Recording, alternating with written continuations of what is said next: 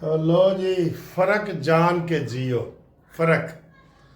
گلگت بلتستان میں ابھی الیکشن کا رزلٹ آ رہا تھا تو مریم کے چچا نے، شہباز شریف نے بلاول بھٹو کو مبارکباد دی، زرداری کو مبارکباد دی کہ مبارک ہو، پیپلز پارٹی جیت گئی ہے، ٹھیک ہے۔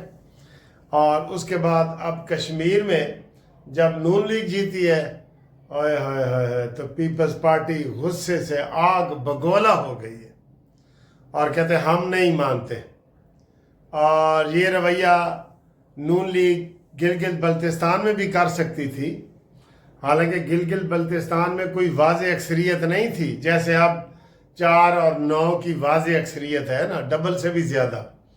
تو وہاں پہ یہ نہیں تھا، نون لیگ کی جتنی سیٹیں تھیں تقریباً پیپلز پارٹی کی اتنی تھیں، اور پھر 4 آزاد امیدوار استحکام پاکستان پارٹی میں گئے، وہ اگر مل جاتے تو وہاں نون لیگ کی حکومت بنتی تھی۔ لیکن سر جی، گو ذرا سی بات پہ برسوں کے یارانے گئے، لیکن اتنا تو ہوا کچھ لوگ پہچانے گئے۔ چھوٹی جہی گل نوں بلاول بھٹو نے اپنا بچپنا دکھاتے ہوئے اس کو اتنا بڑا مسئلہ بنا دیا ہے کہ آج بھی جناب راجہ پرویز اشرف پریس کانفرنس کر رہا ہے، شرجیل انعام میمن پریس کانفرنس کر رہا ہے، بلاول بھٹو پریس کانفرنس کر رہا ہے، شیری رحمان پریس کانفرنس کر رہی ہے، جیسے دنیا کا اور کوئی مسئلہ ہی نہ ہو۔ نہ نہ نہ نہ بھائی، ہار کے لیے بھی آپ کو دل بڑا کرنا پڑتا ہے، جیسے شہباز شریف صاحب نے گلگت بلتستان کا کیا ہے۔ یہ میں آپ کو بتا دوں، یہ حالانکہ ہم وہاں کہتے رہے تھے کہ ابھی تو وہ رزلٹ آ رہے تھے، رات کو ہی مبارکباد کا پیغام دے دیا گیا، اور بلاول تم نے یہ کیا کھچ ماری ہے یا کیا بے وقوفی کی ہے، آپ مان ہی نہیں رہے۔ آپ وہ رزلٹ لے کے راجہ پرویز اشرف کے جناب وہاں 95% ووٹ ڈلے ہیں، جھوٹ کے بھی پاؤں نہیں ہوتے آپ کے۔ کس نے کہا ہے 95%؟ ذرا سرکاری رزلٹ اٹھا کے دیکھو، جس کو 95 نہیں وہ 99% کہہ رہا ہے کہ کوئی نہ دبئی گیا ہے، نہ کوئی امریکہ گیا ہے، نہ کوئی مرا ہے، نہ جیا ہے۔ یہ صرف ایشو بنانے کے لیے۔ آپ الیکشن کی رزلٹ ویب سائٹ دیکھیں آپ الیکشن کی۔ یہ جھوٹ نہ بولے، قوم سے جھوٹ نہ بولے۔ ابھی آگے بھی الیکشن ہونے ہیں، سارا کچھ ہونا ہے، اور اب 47 فارم کا جناب علی تانا دیا جا رہا ہے۔ واہ جی واہ، 47 فارم میں کہتا ہوں اگر کہیں پاکستان میں استعمال ہوتا ہے نا، وہ صرف اور صرف سندھ ہے، جو 1 سے لے کے 50 تک جیت رہے ہیں جی، وچ کوئی غلطی نہیں ہوندی۔ کیوں کہ وہاں پہ آپ کو پتہ ہے کہ کوئی دوسرے بندے کو وہ برداشت ہی نہیں کر سکتے۔ زرداری صاحب کی حکومت ہے، کوئی بندہ بیان ہی نہیں دے سکتا۔ ہمیں بھی جو لوگ فون کر رہے ہوتے ہیں نا کہ وکیل صاحب ساڑا نام نہ لینا، اسی تانوں دس رہے ہیں کہ سندھ میں یہ حالات ہیں۔ کشمور میں اور کشمیر میں فرق، نواز شریف نے اتنی بات کہی تھی نا، اور اس کو بھی بلاول کو کہہ دیا تھا کہ بیٹا چھوٹے موٹے اختلاف ہونے چاہیے، نفرت نہیں ہونی چاہیے۔ یہی سبق ملا ہے لوگوں کو، تو انہوں نے وہاں نون لیگ کو جتایا ہے اور نون لیگ کامیاب ہوئی ہے۔ اب ان کو یہ کامیابی ہضم ہی نہیں ہو رہی، کوئی دھاندلی کا ٹھوس ثبوت دکھا دو۔ بلکہ پہلے رانا ثناءاللہ نے کہا ہے کہ جناب دھاندلی کا امکان ہے، ایک دن پہلے ہی پٹواری اور تحصیلدار کو پکڑ کے انہوں نے کہا نہیں جی نہیں، کوئی وہاں نہیں ہے۔ اور پھر دھاندلی پیپلز پارٹی کے علاوہ وہاں کر کون سکتا ہے؟ دھاندلی دیکھیں وہاں پہ نگران حکومت کس کی تھی، وہاں پہ پچھلی حکومت کس کی تھی؟ پیپلز پارٹی کی تھی نا۔ لوگوں کو غصہ تھا، لوگوں نے کہا جی انہوں نے اسی ووٹ نہیں دینا۔ اب اس کو جناب علی وہ ساری پیپلز پارٹی، ساری کی ساری پیپلز پارٹی اسی ایک بات پہ لگی ہوئی ہے کہ جناب دھاندلی ہو گئی ہے، ٹھیک ہے۔ اور ابھی تو ایک ڈویژن کا رزلٹ ہے، آیا ہے، ٹھیک ہے۔ تو باقی آئے تو کیا کریں گے رات دن۔ ایک اور خبر آئی ہے، کل زرداری نے انڈائریکٹ سارا نزلہ اسٹیبلشمنٹ کے اوپر گرایا ہے، سارا نزلہ۔ اور بڑی بڑی باتیں کی ہیں کہ جناب آپ ریاست کے ساتھ ہیں یا حکومت کے ساتھ ہیں. آپ ریاست تو صدر زرداری ہے، آپ کو پتہ ہے. اور یہ انہوں نے پریس کانفرنس کی ہے عظمیٰ بخاری نے، انہوں نے کہا جی کہ صبح یہ گلا پکڑ رہا تھا بلاول بھٹو، اور رات کو ٹی وی پہ وضاحتیں دے رہا تھا کہ میرا مقصد یہ نہیں ہے، میرا مقصد یہ نہیں ہے. تو کسی کی طرف سے دباؤ آیا ہے، کیونکہ بلاول نے انڈائریکٹ جو ہے وہ سارا ملبہ وہ ڈالا ہے ان کے اوپر، اسٹیبلشمنٹ کے اوپر. ٹھیک ہے. بہرحال یہ آپس کی لڑائی اتنی نہیں ہونی چاہیے، ہم خود اس کو بات کو طول نہیں دینا چاہ رہے، لیکن یہ لڑائی ختم ہو ہی نہیں رہی.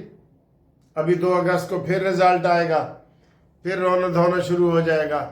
افسوس ہے، وہ کہتے ہیں کہ یوں قتل کے بچوں کے وہ بدنام نہ ہوتا، کاش کہ فرعون کو کالج کی نہ سوجی. ٹھیک ہے. غلط ہے جی، یہ غلط ہے. اپنی آواز بدلو، اپنی ٹیون بدلو.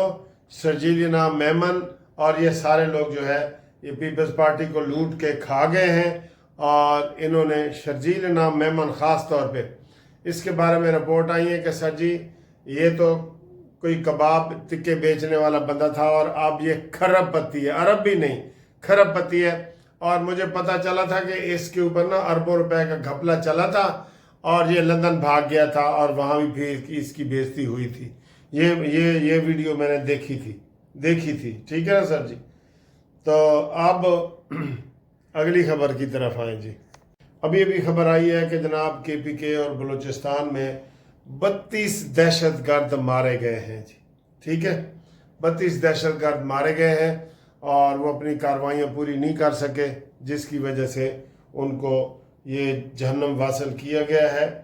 اور اس کے ساتھ اگلی خبر ہے کہ پاکستان اور کویت کی آپس میں ملاقات ہوئی ہے. کویت والے چاہتے ہیں کہ پاکستان ہمارا بھی دفاعی معاہدہ کرے. ٹھیک ہے، ہمارا بھی دفاعی معاہدہ کرے، یہ وہ کہہ رہے ہیں جی.